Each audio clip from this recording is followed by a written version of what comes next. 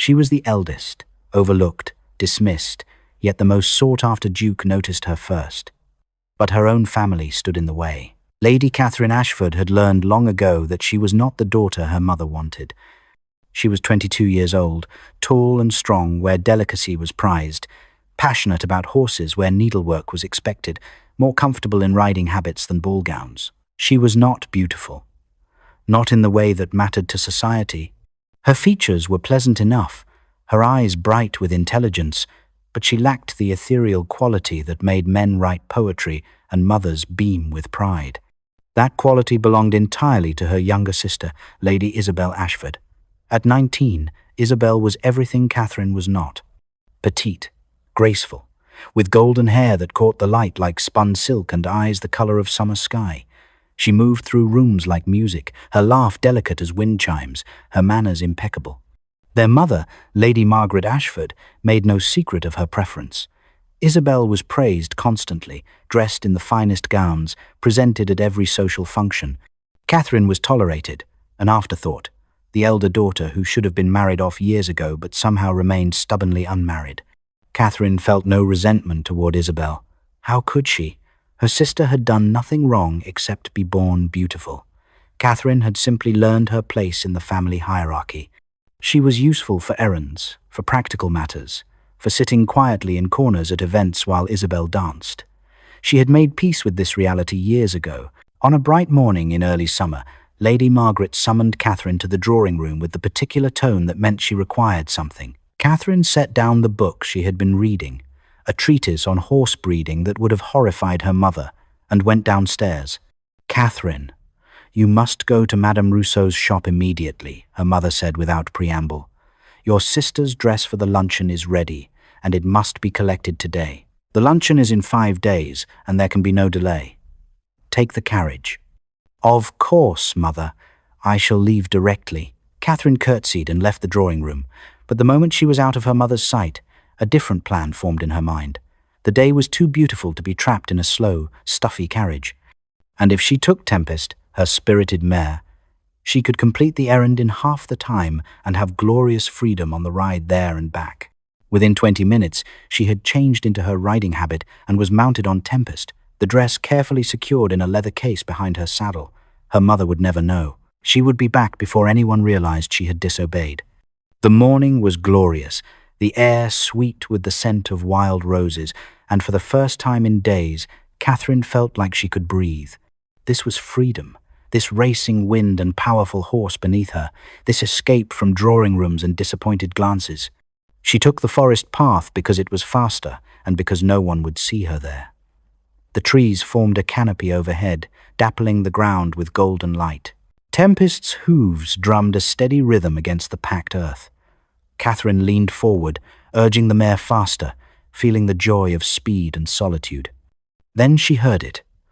A horse's panicked whinny, a man's shout, the sound of something crashing through undergrowth.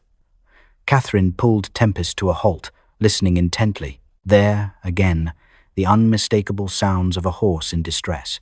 She guided Tempest toward the noise, pushing through low-hanging branches until she emerged into a small clearing. A magnificent black stallion was rearing, eyes rolling white with fear, and on the ground lay a man who had clearly been thrown.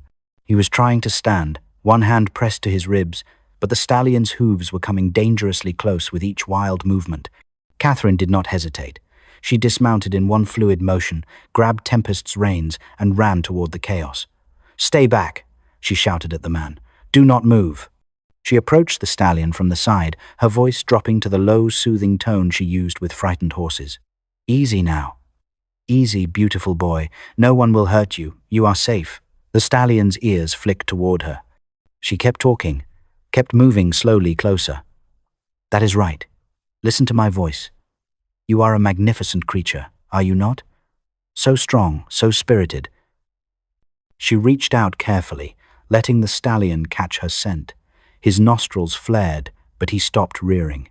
She caught his bridle gently, firmly, and continued her steady stream of reassurance. "There now, that is better. See, all is well." The stallion calmed, his breathing slowing. Catherine stroked his neck, checking him for injuries. A thorn was lodged in his foreleg, not deep but painful enough to explain the panic. She removed it quickly, expertly, and the stallion barely flinched. Only then did she turn to the man on the ground.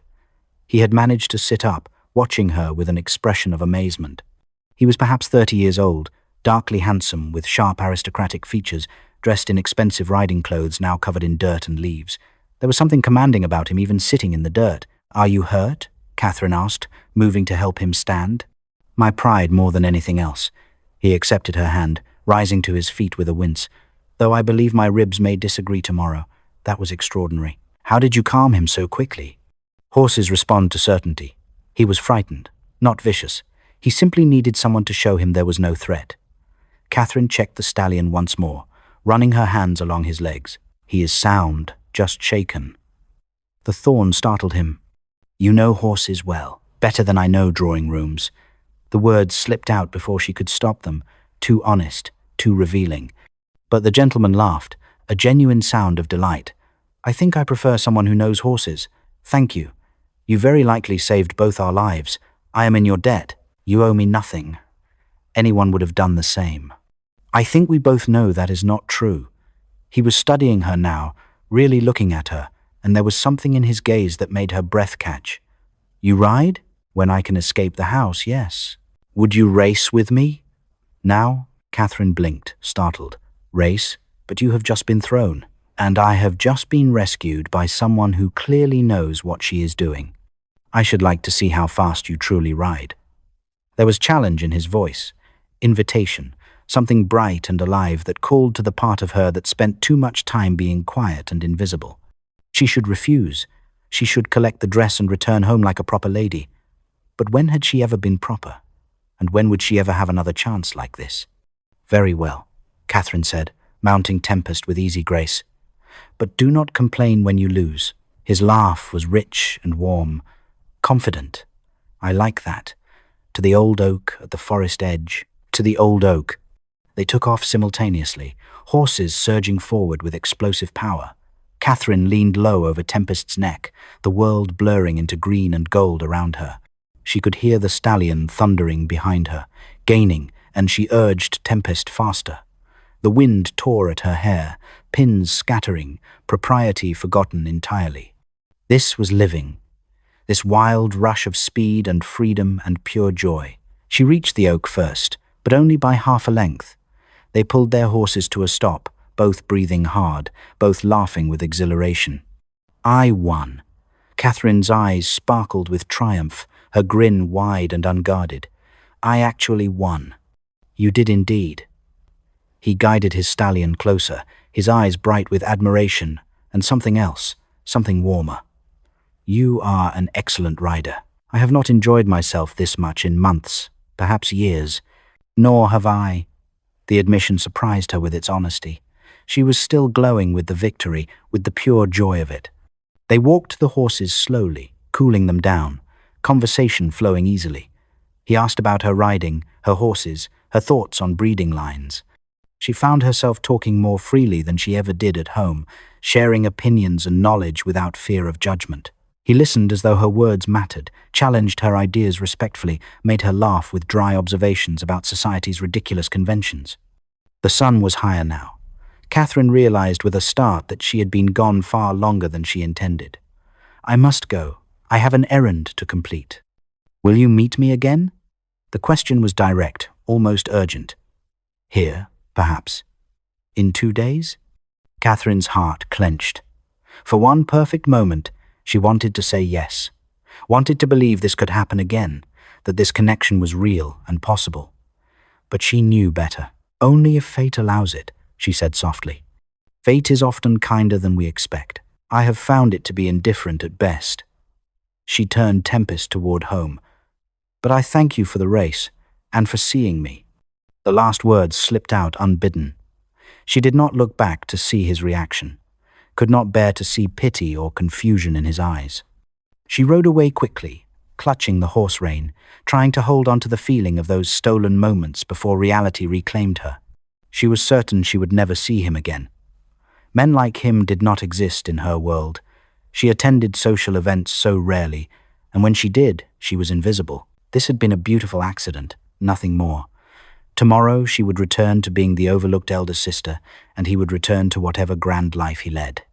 By the time she reached home, her hair was a disaster, and her riding habit dusty. She slipped through the servants' entrance, hoping to avoid her mother.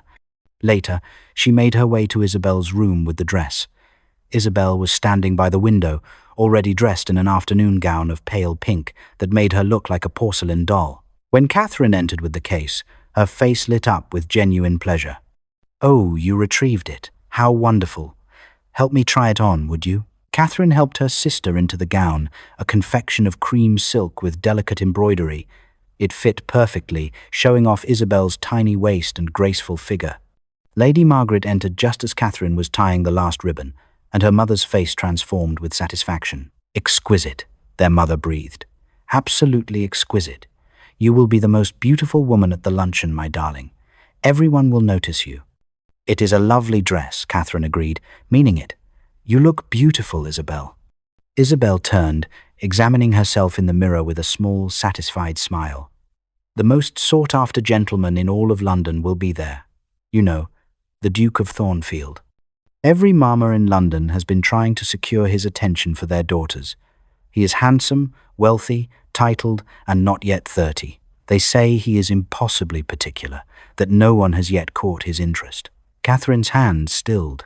Something cold settled in her stomach, though she could not have said why. "I am certain you will catch his eye," Lady Margaret said. "With you looking like this, how could he not notice you?" "You should come, Catherine," Isabel said, turning to her sister. "It will be quite the event." "I think not," Catherine said, stepping back. "You know how I feel about these things. They are tedious, and I am uncomfortable the entire time." "You cannot hide away forever," their mother snapped. "If you continue spending all your time here in the house, who will ever marry you? You are 22, Catherine. Time is not on your side." "I am content as I am." "Content? Content to be a burden on your family? To remain unmarried and dependent?" Lady Margaret's voice was sharp with familiar disappointment. "You will attend the luncheon in 5 days. That is final." Catherine knew better than to argue further. She curtsied to her mother and left the room, her heart heavy. The joy of the morning felt like a distant dream now, crushed under the weight of reality. In 5 days, she would sit in a corner while Isabel dazzled, while her mother smiled at everyone except her, while she remained precisely what she had always been, invisible. The 5 days until the luncheon passed with agonizing slowness. Catherine tried not to think about the man in the forest, tried not to replay their conversation and that exhilarating race. But her traitorous mind kept returning to the way he had looked at her, really looked at her, as though she mattered. She told herself firmly that it meant nothing, that she would likely never see him again, that dwelling on it would only make the disappointment sharper. The day of the luncheon arrived with brilliant sunshine and her mother's frantic energy. Lady Margaret had been preparing for weeks, determined that this event would showcase Isabel to maximum advantage. Isabel looked ethereal in her cream silk gown, her golden hair arranged in perfect ringlets, a vision designed to capture a duke's attention. Catherine had been dressed in a gown of pale green that did nothing for her complexion, her hair pulled back severely. The luncheon was held in the expansive gardens of Lady Pemberton's estate. Catherine found herself seated at the far end of a table, next to an elderly gentleman who spent the entire meal discussing his gout. She smiled politely and watched Isabel hold court at the center table, surrounded by admirers. After what felt like hours, she excused herself quietly, certain no one would notice, and slipped away toward a small rose arbor that offered solitude. She stood among the roses, breathing in their sweet scent, and found herself speaking to them as she often did when alone. "You are fortunate, you know. No one expects you to be charming or graceful.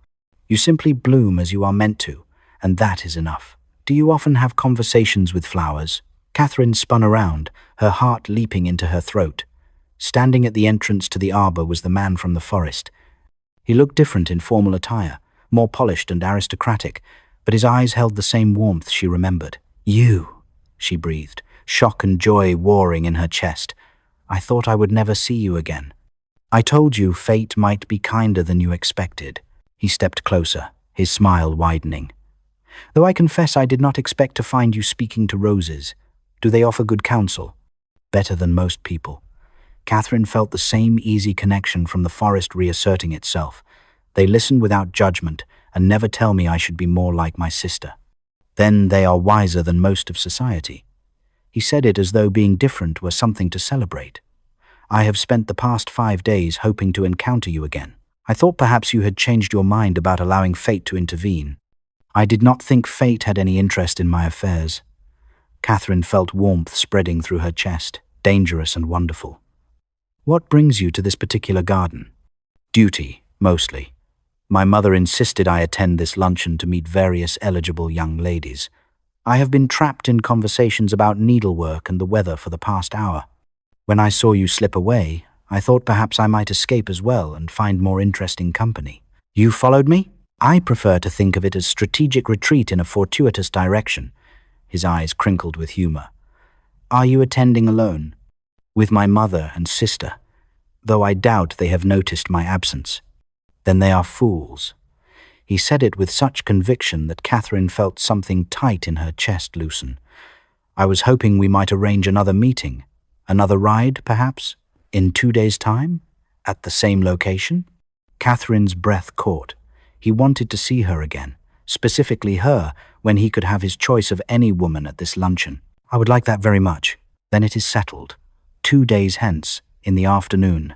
The roses are particularly lovely in this section, Your Grace, a woman's voice interrupted. I thought Lady Isabel might enjoy seeing them. Catherine's stomach dropped at the formal address. Your Grace, he was titled. Highly titled. An elegantly dressed woman entered the arbor, perhaps 50 years old, with sharp, assessing eyes. Behind her came Isabel, looking ethereal and perfect. Both women stopped short at seeing Catherine and the gentleman together. William, the older woman said, surprise evident in her tone.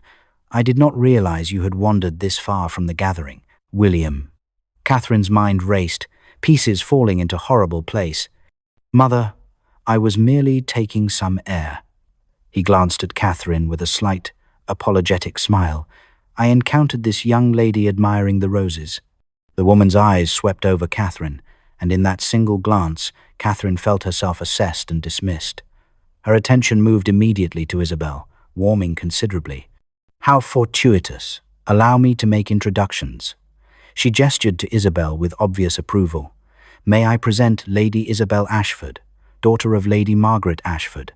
Lady Isabel, this is my son, William Hartley, Duke of Thornfield. The Duke of Thornfield, the most sought-after gentleman in England. The man Isabel had been preparing for. Isabel curtsied with practiced grace, her smile perfect. Your Grace, what an honor. The honor is mine, Lady Isabel. William bowed correctly, but Catherine noticed his attention kept drifting back to her. The Dowager Duchess turned to Catherine almost as an afterthought, her tone cooling noticeably. And this must be the elder sister. Lady Catherine, I presume? Yes, Your Grace, Catherine curtsied, feeling herself shrinking. All the confidence she had felt moments ago evaporated. She was acutely aware of her plain gown, her severe hairstyle, her complete lack of Isabel's natural grace. How lovely, the Dowager Duchess said dismissively before turning back to Isabel with renewed warmth. Lady Isabel, I have heard such wonderful things about your musical accomplishments. You must visit us soon. William so enjoys fine music. I should be delighted, Your Grace.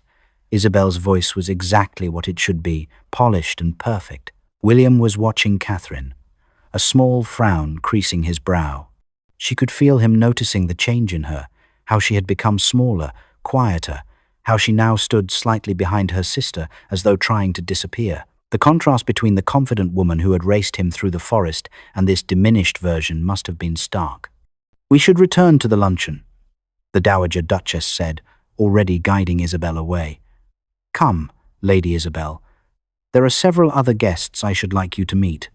As they left the arbor, Isabel glanced back at Catherine, and there was something in her expression Catherine could not quite read. Confusion, perhaps. Unease. William remained a moment longer. 2 days, he said quietly, his eyes searching Catherine's face. You will come? I will, Catherine whispered, though her heart was already sinking. The carriage ride home was tense. Isabel sat across from Catherine, unusually quiet, her fingers twisting in her lap. Lady Margaret was occupied with correspondence, making notes about future social engagements. Catherine stared out the window, replaying the garden encounter, the sinking realization of who he was, the way his mother had dismissed her entirely. Catherine. Isabel's voice was soft but insistent.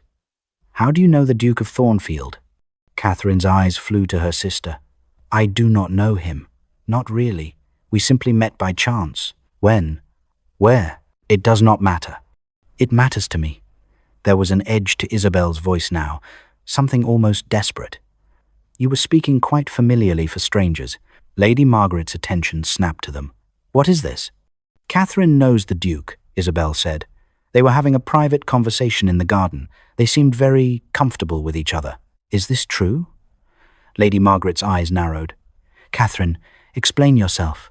There was no escape now. We met by chance in the forest 5 days ago. His horse had thrown him. I helped.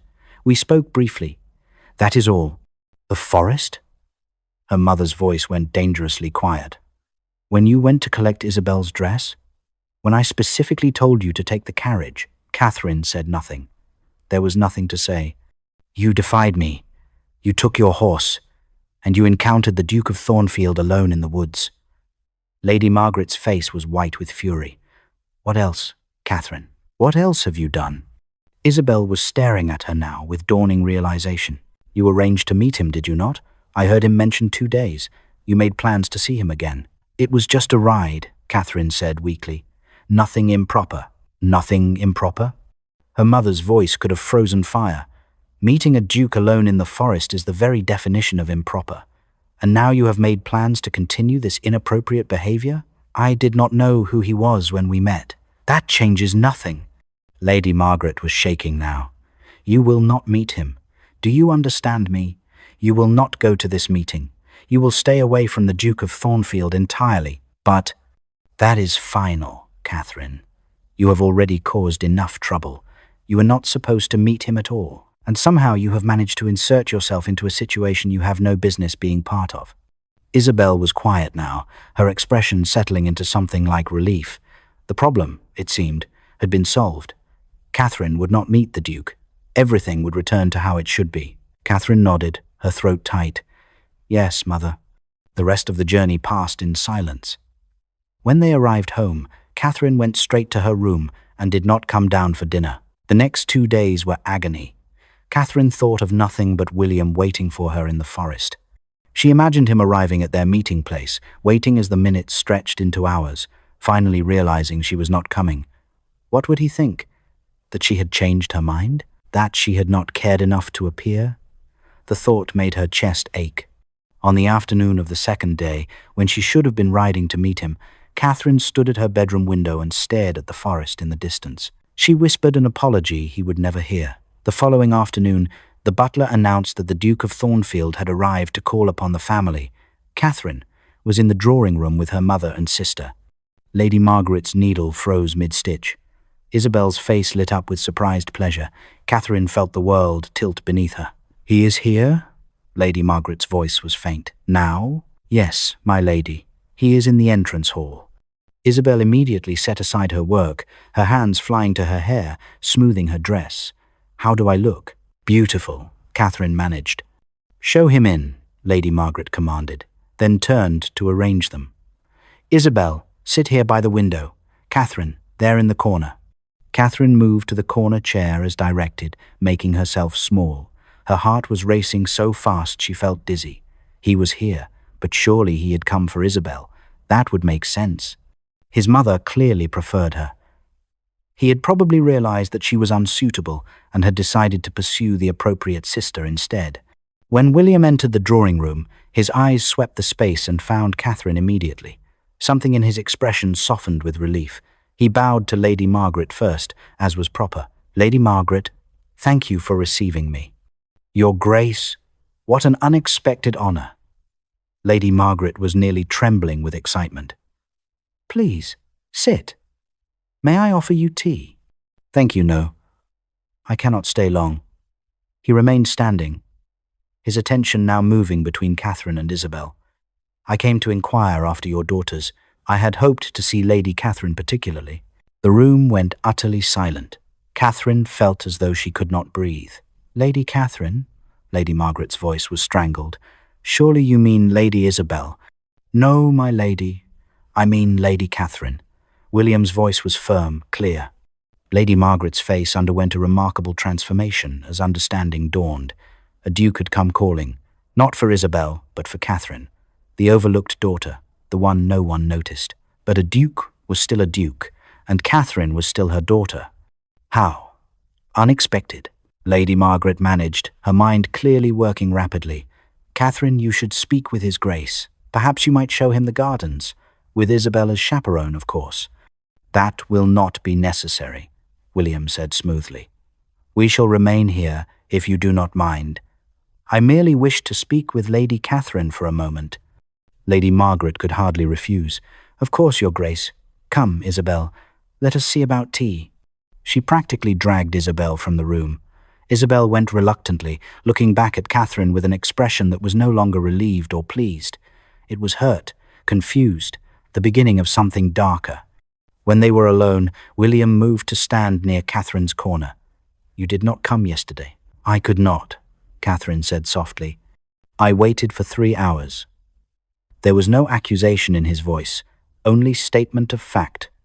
"I was concerned something had happened to you." "I am sorry. I had no way to send word. Your mother does not approve of me calling on you." "She did not approve of our meeting in secret." Catherine looked down at her hands. "And truthfully, I do not understand why you are here, speaking to me instead of—" "I came for Catherine, the woman who speaks to flowers and races through forests and sees the world differently than everyone else." Catherine's throat tightened with emotion.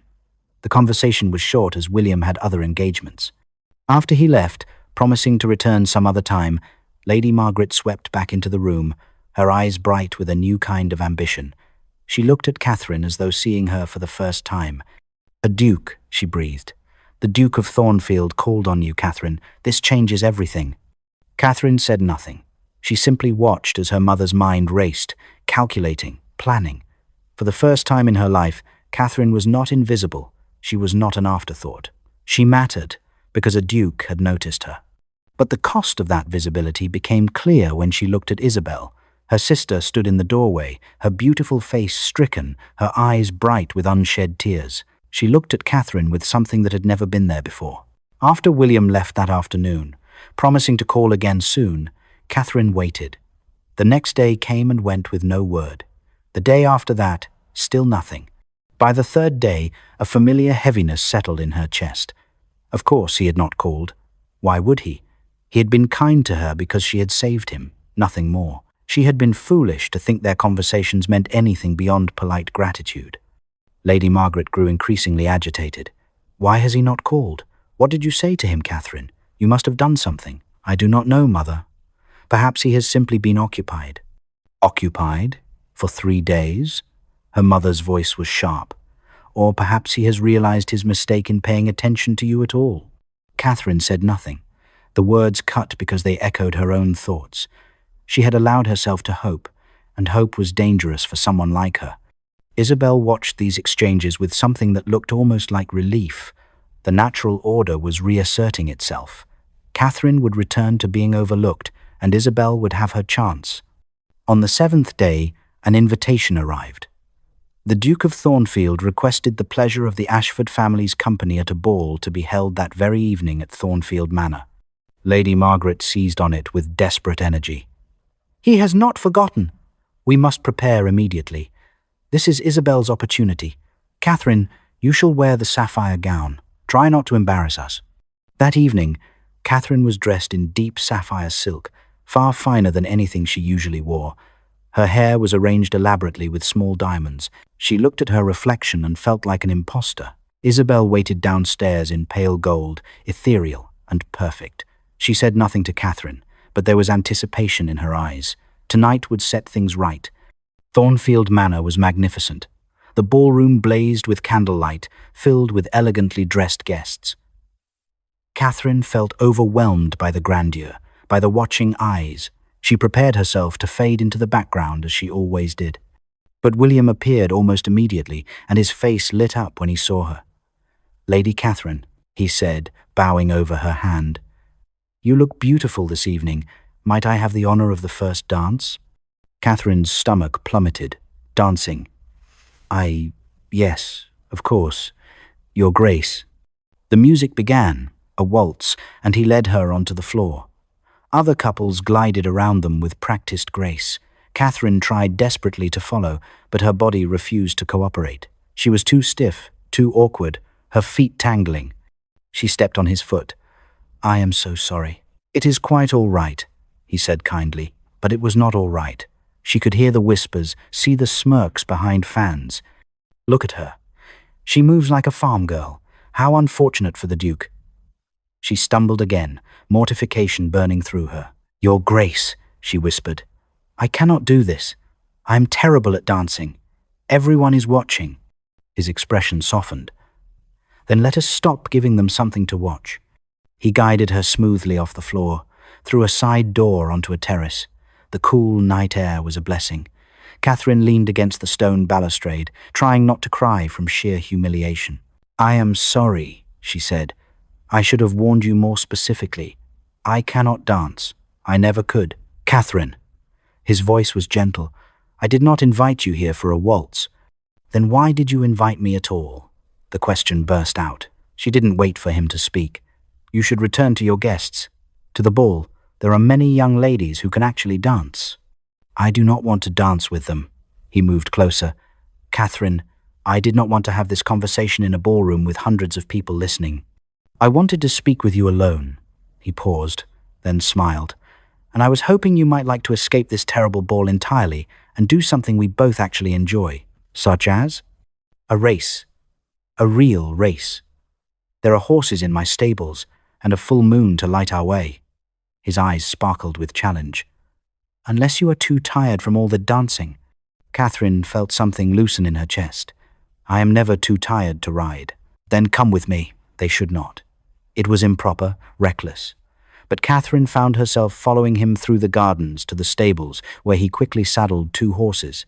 Within minutes they were riding away from the manor, the music fading, the moon turning everything silver.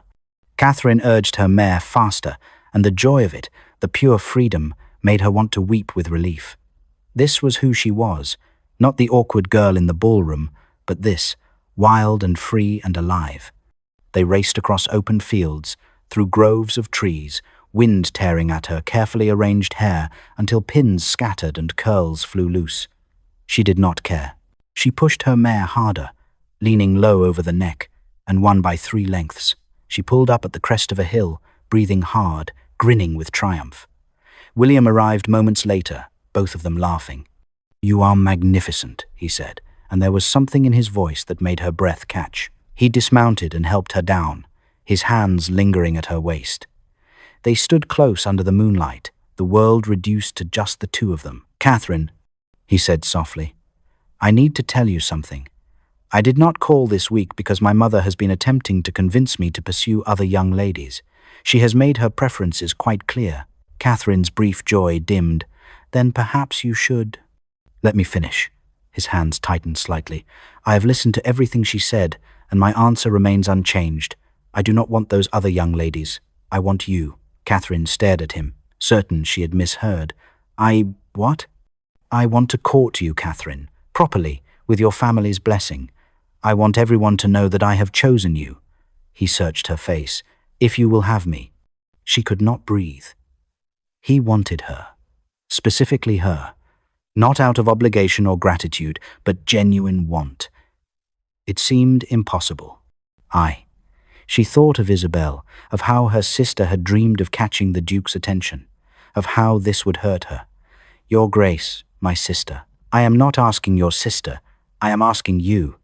Catherine looked at him, at the hope and certainty in his eyes, and felt something break open in her chest. She could not say no. She could not turn away from this chance, this impossible gift. "Yes," she whispered. "Yes, I will let you court me." He kissed her then, soft and reverent, and Catherine felt the world shift beneath her feet. They returned to the manor an hour later, Catherine's hair hopelessly disheveled, both of them still flushed with joy and moonlight. If anyone noticed, no one dared comment to the Duke's face. William escorted her back to her mother with perfect propriety, though his eyes promised more. The next morning, William appeared at the Ashford home dressed formally, his expression serious. Lady Margaret received him in the drawing room with both daughters present. Isabel sat by the window in a morning gown of pale rose, her face carefully composed. "Lady Margaret," William said, "I have come to formally request permission to court Lady Catherine. My intentions are entirely honourable. I wish to know her better with the aim of offering marriage, should we both find ourselves suited." The words fell into the room like stones into still water. Lady Margaret's face transformed with barely contained triumph. "Your Grace, you have my enthusiastic permission. Catherine would be honoured, would you not, Catherine?" "Yes, Mother." Catherine's voice was steady, though her heart raced. She could not look at Isabel. "Excellent," William smiled. "Then, with your permission, I should like to call upon Catherine tomorrow afternoon." "Of course, Your Grace, whatever you wish." William stayed for tea, making polite conversation with Lady Margaret about estate matters and weather. Isabel sat silent throughout, her face a perfect mask of polite interest, though her hands were clenched white in her lap. She smiled when addressed, answered briefly when necessary, gave every appearance of composure. But Catherine saw. Catherine knew. When William finally took his leave, bowing to each of them in turn, Isabel's smile remained fixed until the door closed behind him. Then, like a candle snuffed out, it disappeared entirely. The silence that followed was terrible. "Well," Lady Margaret said, barely suppressing her glee, "the Duke of Thornfield wishes to court Catherine. Who would have imagined it?" "Yes," Isabel said softly. "Who would have imagined?" She stood, her movements precise and controlled. "If you will excuse me, I find I have a headache." "Isabel," Catherine began. "Do not." Isabel's voice was quiet but hard as stone. "Do not speak to me, Catherine. Not now." She left the room with her head high, every inch the perfect lady. But Catherine heard her footsteps quicken in the hallway, heard the distant slam of her bedroom door. Lady Margaret seemed not to notice or care. "A duke, Catherine. I must write to your aunt immediately. She will be astonished." Catherine barely heard her. She climbed the stairs and stood outside Isabel's locked door. "Isabel, please. Let me explain." Silence. "I never meant for this to happen. I never sought his attention. Please, talk to me." Still nothing. Catherine pressed her forehead against the door, guilt churning in her stomach. She had said yes to William because she could not help herself, because the chance to be chosen was too precious to refuse. But the cost was her sister's heart, and she did not know if that price was worth paying. Inside her room, Isabel stood at the window, watching nothing, feeling nothing except the hollow ache where her dreams had been. She had prepared her entire life for a moment like this, had been told since childhood that her beauty and grace would win her a brilliant match. The Duke of Thornfield had seemed like destiny itself, and Catherine had taken him. Plain, awkward Catherine who could not dance, who preferred horses to drawing rooms, who had never even wanted a husband. Catherine had somehow captured the attention of the most sought-after man in London without even trying. It was not fair. It was not right. Isabel's reflection stared back at her from the window glass. Beautiful, accomplished, perfect. Everything a duchess should be. And yet not enough, not chosen. The pain of it was suffocating. But beneath the pain, something else stirred, something darker, anger, resentment, and slowly, carefully, determination. She would not accept this. She could not. There had to be a way to make William see his mistake. There had to be a way to show him that Catherine was not what he thought. That Isabel was the better choice, the right choice. Her mind began to turn, considering and discarding possibilities. A direct appeal would fail. William had made his choice clear. But choices could be unmade. Trust could be broken. And Catherine, for all her unexpected success, had vulnerabilities. Isabel moved to her writing desk and sat down, her mind working with cold calculation now instead of hot emotion. She needed information. She needed to understand William better, to find the cracks in this sudden courtship. And there was one person who might help her, even if unwittingly. The Dowager Duchess Eleanor, William's mother, who had clearly expected him to choose differently. The next morning, Isabel told her mother she was calling on Lady Pemberton. Instead, she directed the carriage to Thornfield Manor. Her heart pounded as they approached the grand estate, but her face remained serene. She was taking a risk, but she had to try something. She could not simply stand by and watch everything she wanted slip away. Thank you so much for joining me on the first part of Catherine and William's journey. The overlooked elder sister has finally been chosen by the most sought-after gentleman in London, but her happiness has come at a devastating cost. Her sister Isabel, beautiful and accomplished, has been left heartbroken and overlooked for the first time in her life. And now, something dark is stirring beneath Isabel's carefully composed surface. But be warned, this story is about to take a turn that will leave you breathless. In part 2, Isabel's plan unfolds in ways that will threaten to destroy everything Catherine and William have built. What happens when jealousy transforms into something more dangerous, when trust itself becomes a weapon? The choices made in the next part will determine whether love can survive betrayal or whether Catherine will lose everything she never expected to have. Click on part 2 now, because what happens next will shock you. Where are you watching from? Have you ever felt overlooked like Catherine, invisible until someone finally saw you? Or perhaps you have been in Isabel's position, watching someone else receive what you believed should be yours? Share your thoughts in the comments. I love hearing from you. If you are captivated by this tale of love, family, and the darkness that jealousy can breed, please like this video and subscribe to K Historical Romance. Part 2 is waiting, and you will not want to miss a single moment of what comes next.